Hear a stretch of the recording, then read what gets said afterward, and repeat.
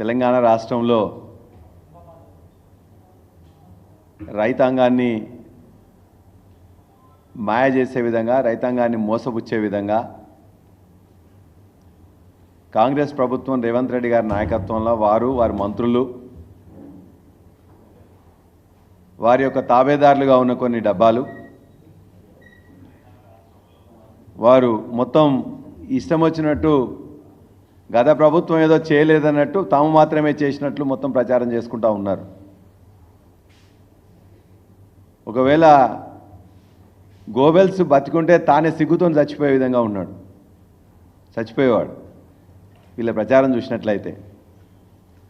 వాళ్ళు చేసేది చేసుకోకుండా గత ప్రభుత్వం ఏం చేయలేదన్నట్టుగా గత ప్రభుత్వం మీద కూడా రాళ్ళేస్తున్నారు, అబద్ధాలు చెప్తున్నారు, అవాస్తవాలు చెప్తున్నారు, వక్రీకరణ చేస్తున్నారు. వాళ్ళు రుణమాఫీ చేస్తాము, 2 లక్షలు చేస్తాము, ఒకే దఫా చేస్తాము, డిసెంబర్ 9న చేస్తామని చెప్పేసి ఎన్నికల ముందు కాంగ్రెస్ పార్టీ అనేక సభల్లో రాహుల్ గాంధీ, ప్రియాంక గాంధీ, రేవంత్ రెడ్డి, బట్టి విక్రమార్క వాళ్ళ నాయక గణ్యం మొత్తం కూడా చెప్పిండ్రు ఖచ్చితంగా చేస్తాము, కేసీఆర్ ఒకవేళ చేసింది ఉన్నట్లయితే తీసుకోండి, మళ్ళా తీసుకోండి, రుణం మేము ఇస్తామని చెప్పాను. ఇవాళ డిసెంబర్ 9 పోయింది, వాళ్ళు చేస్తామన్న 2 లక్షలు ఇయ్యలే, అనేక ఆంక్షలు విధించారు, నిబంధనలు విధించారు, 20% మాత్రమే చేశారు. కొద్దిగా గోరంతా చేసి కొండంతలుగా చెప్పుకుంటున్నారు. చేసింది అత్యంత తక్కువ, చెప్పుకుంటుంది మాత్రం అత్యంత ఎక్కువగా. ఇవాళ వారే మాట్లాడుతూ చెప్పారు, కేసీఆర్ గారు మొదటి ప్రభుత్వంలో 16,144 కోట్లు మాత్రం చేశాడు, రెండోసారి ప్రభుత్వంలో దరిదాపుగా 12,000 కోట్లు చేశాడు, మేము మాత్రం ఇవాళ దరిదాపుగా 31,000 కోట్లు ఒకటే రోజులో అకౌంట్లో వేస్తామని చెప్పారు. వేసిండ్రా? వేలే. వాళ్ళు వేసింది 6,000 కోట్లు మాత్రమే, దరిదాపుగా 10.5 లక్షలు 11 లక్షల వరకు మాత్రమే. ఆ అమౌంట్ అనేది ఫార్మర్స్ సంఖ్య, రైతుల సంఖ్య తీసుకున్నట్లయితే 30% ఉంటుంది, అమౌంట్ తీసుకున్నట్లయితే 20% ఉంటుంది. వాళ్ళు చెప్పిన లెక్కల ప్రకారమే. ఎన్ని అబద్ధాలు ఎన్ని ప్రచారం చేస్తున్నారంటే వాళ్ళ మాట ఒకసారి నేను చూపించిన తర్వాత నేను మీకు వారు మాట్లాడిన నేను ఎక్కువ కూడా చూపించాను. రేవంత్ రెడ్డి గారు మాట్లాడింది, అదేవిధంగా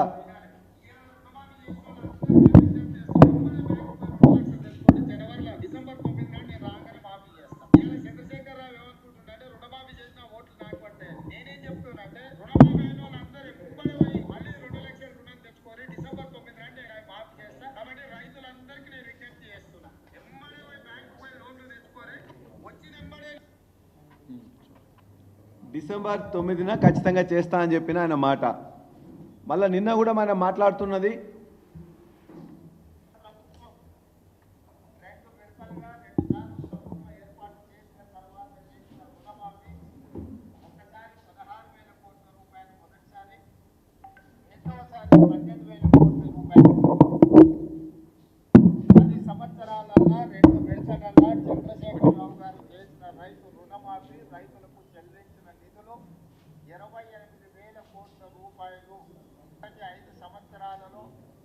ఆనాటి ప్రభుత్వం చెల్లించింది 12,000 కోట్ల రూపాయలు మాత్రమే.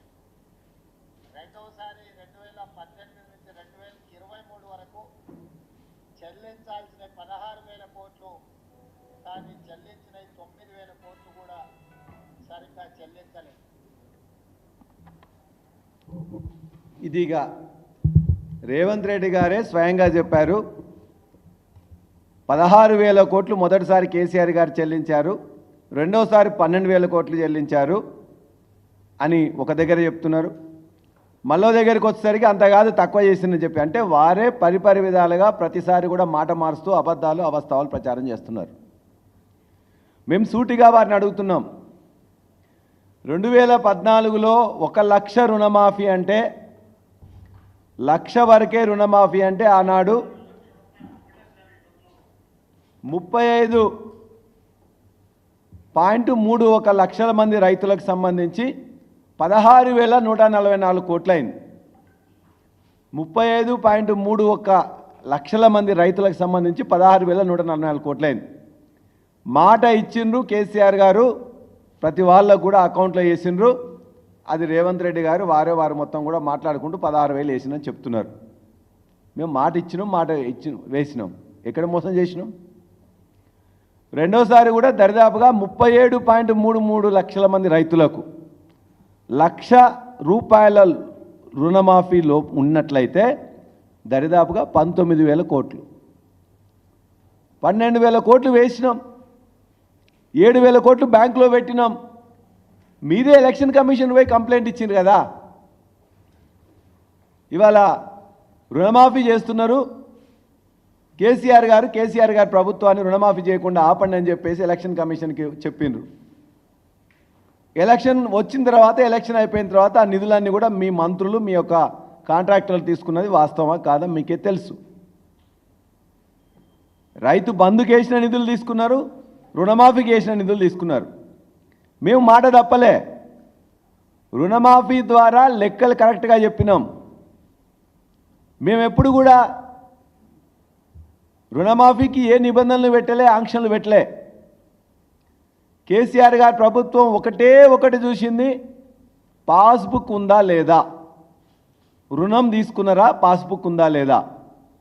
అందుకే 1 లక్ష మాఫీ చేస్తున్నప్పుడు 35 లక్షల మందికి చేసినాం, 16,000 కోట్లు చేసినాం. రెండోసారి 37 లక్షలు ఐడెంటిఫై చేసినాం, 19,000 కోట్లు ఉందని చెప్పినాం, 12,000 కోట్లు వేసినాం. మరి మీరు ఇలా చేస్తుంది ఏంటి? లక్షలోపు ఉన్నది ఎంతమంది చెప్తున్నారు? 11 లక్షలు. రైతులు 6,000 కోట్లు అని చెప్తున్నారు. ఎందుకు ఈ వ్యత్యాసం? ఎట్లా తగ్గింది? 2014లో 16,000 కోట్లుంటే 2018లో 19,000 కోట్లుంటే రైతులు 35 లక్షల మంది రైతులు ఆనాడు అప్పుడు కూడా ఉంటే ఇవాళ ఎందుకు తక్కువ మంది ఉన్నారు? మీ నిబంధనలు కాదా? మీ నిబంధనల వల్ల, మీ ఆంక్షల వల్ల రేషన్ కార్డు ఉన్న వాళ్ళని మీరు లెక్క తీసుకోలే, రేషన్ కార్డు లేని వాళ్ళని లెక్క తీసుకోలే, ఆధార్ కార్డు లేని వాళ్ళని లెక్క తీసుకోలే, ప్రభుత్వ ఉద్యోగస్తులను లెక్కకు తీసుకోలే, ఐటీ పే చేస్తున్న వాళ్ళని లెక్కలకు తీసుకోలే. ఇవన్నీ లెక్కలకు తీసుకోకపోవడం వల్ల ఇవాళ ఉన్న రైతుల సంఖ్య 11 లక్షలకు తగ్గింది, 30% వచ్చింది. అంతేకాకుండా ఆనాడు 16,000 కోట్లుంటే 19,000 కోట్లుంటే ఇవాళ 6,000 కోట్లకు వచ్చింది. ఈ ఆంక్షల వల్ల తగ్గింది ఒకటైతే, రెండోది గత 10 సంవత్సరంలో కేసీఆర్ గారు చేసిన, ప్రభుత్వం చేసిన, రైతులకు చేసిన సహాయం వల్ల కూడా తగ్గింది. రైతులకు 12 విడతలుగా 11 విడతలు వేసినాం, 72,000 కోట్లు డైరెక్ట్గా వాళ్ళ అకౌంట్లోకి వేసినాం. 70 లక్షల మంది రైతులకు వాళ్ళ అకౌంట్లో వేసినాం. వాస్తవం కాదా? 11 విడతల్లో వేసినాం. 12వ విడతలో వేస్తే ఎలక్షన్ కమిషన్ దగ్గర పోయి దాన్ని ఆపు చేసి ఎలక్షన్ రిజల్ట్స్ వచ్చిన తర్వాత మళ్ళా మీ మంత్రులే మొత్తం కూడా దాన్ని పంచుకున్నారు, మీ కాంట్రాక్టర్లు పంచుకున్నారు. వాస్తవం కాదా?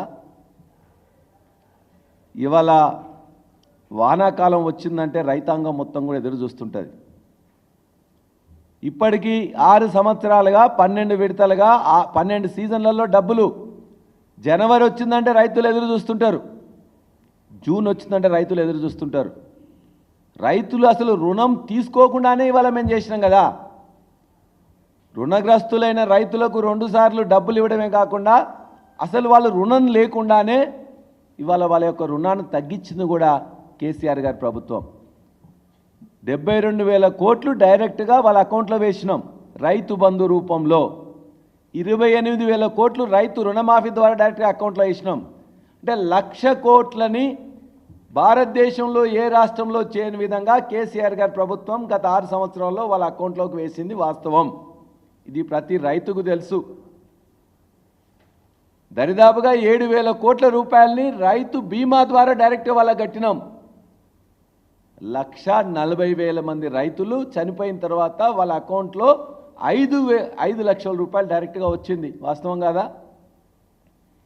నిన్న మీరు చేసుకున్న సంబరాలు చేసిన 2,604 రైతు వేదికలు కట్టింది కేసీఆర్ గారే 572 కోట్లు పెట్టి.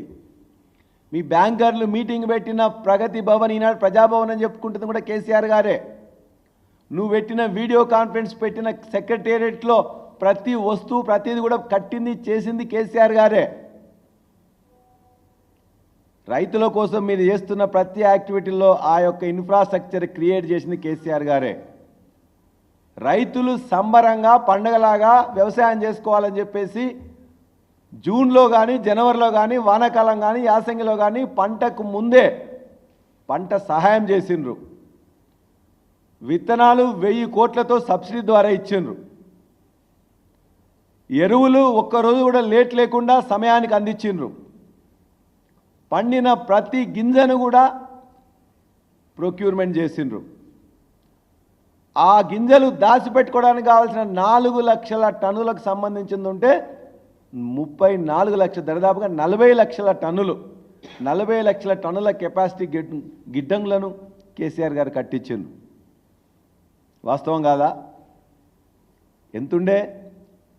వానాకాలం యాసంగి కలిపి 132 లక్షల ఎకరాల సాగు చేసేది ఇవాళ 230 లక్షల ఎకరాల సాగు అవుతుంది. రికార్డ్. 64 లక్షల మెట్రిక్ టన్నుల ధాన్యం ఉత్పత్తి చేసేది ఇవాళ 3 కోట్ల మెట్రిక్ టన్నుల ధాన్యం ఉత్పత్తి అవుతున్నది. రికార్డ్. భారతదేశంలో వ్యవసాయాన్ని పండగ చేసి రైతన్నలకు ఆనందం చెప్పి ఆనందం కుదిర్చిన వాళ్ళు ఇవాళ రైతులు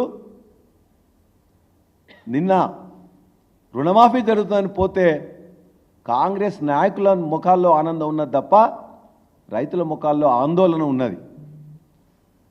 నాకు రాలే నాకెందుకు రాలే అని చెప్పేసి ఉన్న అధికారుల మీద కొన్ని నిన్న ప్రశ్నలు సంధించింది.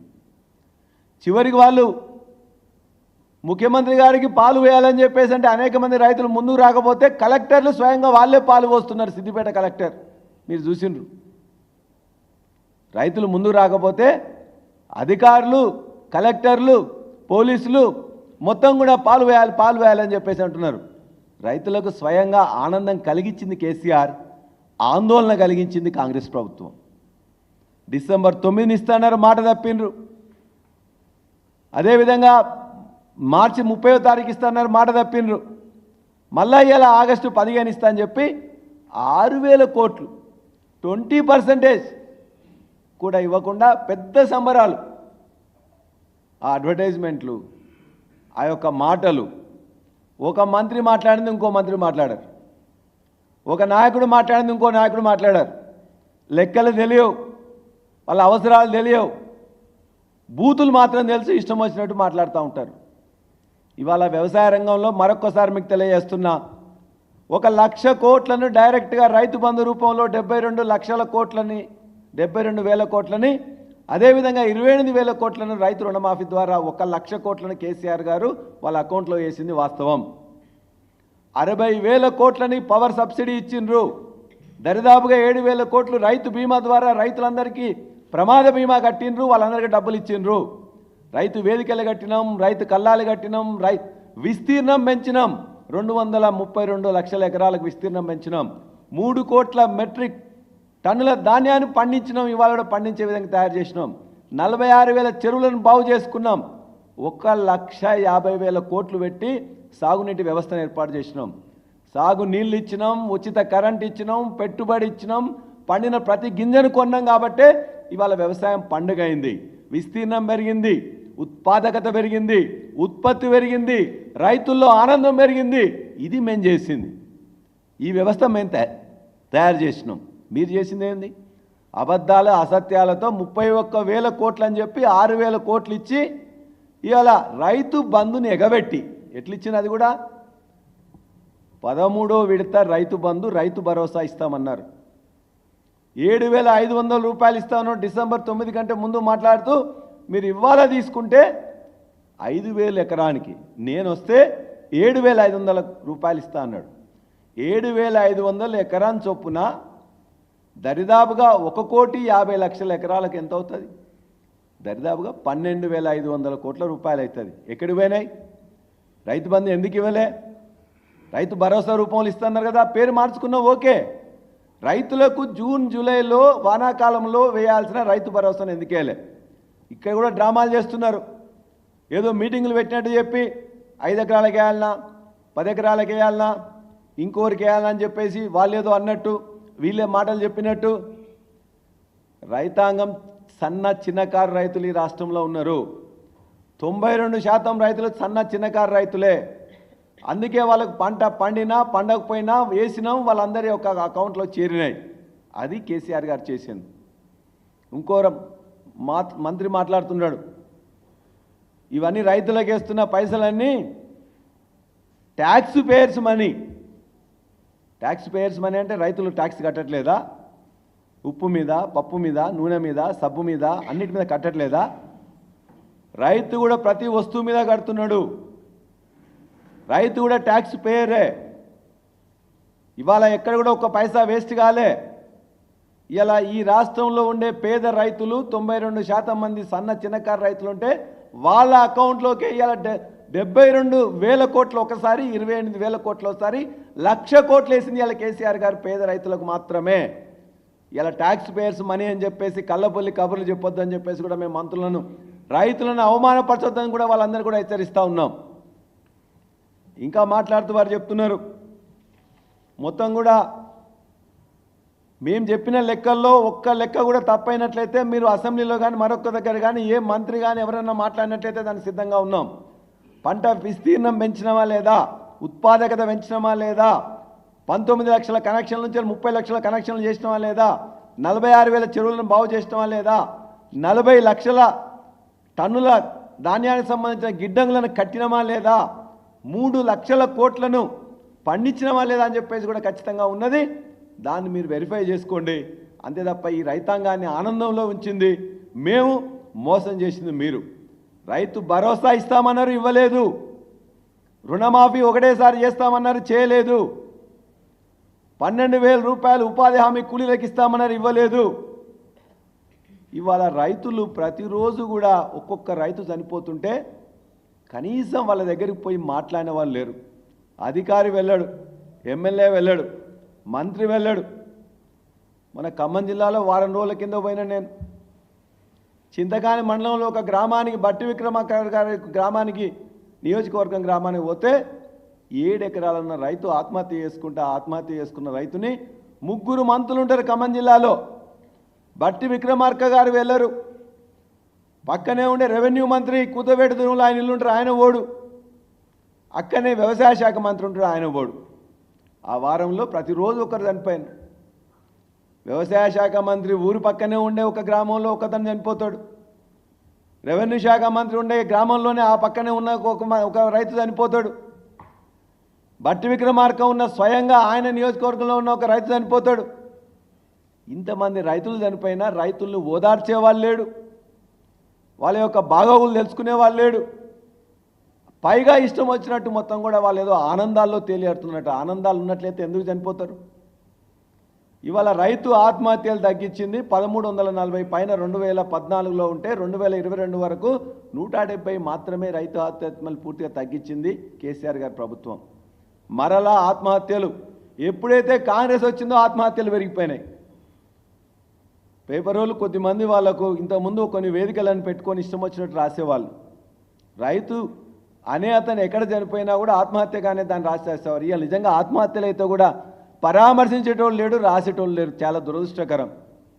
మేము చెప్తున్నాం, ఖమ్మం జిల్లాలో 4 రోజుల్లో 4 రైతులు చనిపోతే వ్యవసాయ మంత్రి, రెవెన్యూ మంత్రి, ఆర్థిక శాఖ మంత్రి వెళ్ళలేదే, కలవలే, పట్టించలే, మాట్లాడలే. చివరికి మేము పోతుంటే మమ్మల్ని ఆపి వాళ్ళు ఏదో పోయినట్టు చేశాను. ఇంత దుర్మార్గం. ఇవాళ వాళ్ళందరినీ కూడా ఈ రైతులకు నష్టం చేయాలని చెప్పేసి అనుకుంటే రైతుల ఉసురు తగులుతుంది. రైతు భరోసా కింద వాళ్ళు ఏదైతే ఎకరానికి 7,500 ఇవ్వాలో ఖచ్చితంగా ఇవ్వాలి.